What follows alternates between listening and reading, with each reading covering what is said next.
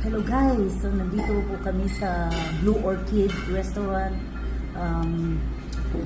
Sinicelebrate namin yung anniversary ni Mavericks. That's Alex and Maverick. There you go. So ito yung in-order namin na special dessert. Sticky rice with mango.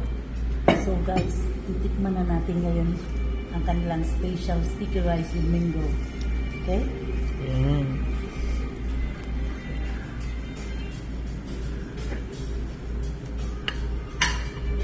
So parang ganito at ang pagkain niya. Charot.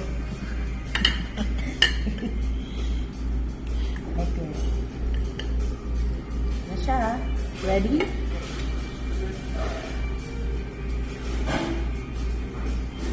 Chef? Chef? Ano masasabi mo? Sarap diba? Oh my God. Yummy. Super.